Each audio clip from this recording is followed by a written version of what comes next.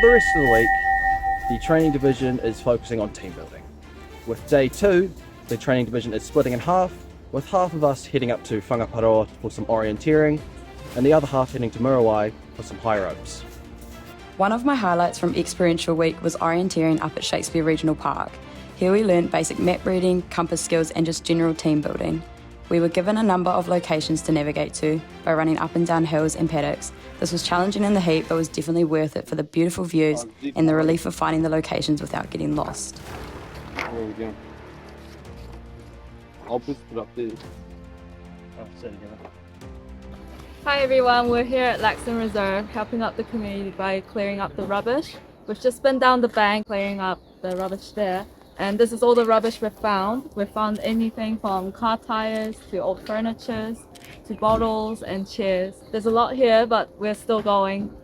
As a group we did high ropes at Tree Adventures. This was definitely a high point for myself, as I have a fear of heights along with a lot of my oppos.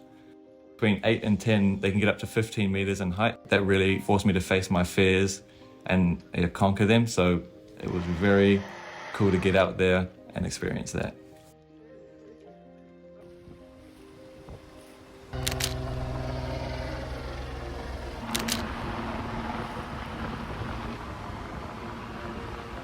Good morning. So we are currently on the Navy sailing yacht, and we have been on this for a day and a half now.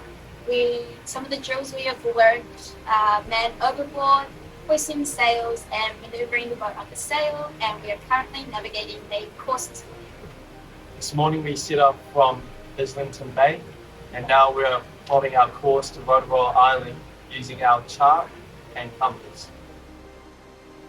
On our last day, and we're racing back to home base. We have 3 legs. The boat with the lowest score wins, and so see who wins up the mighty muckles.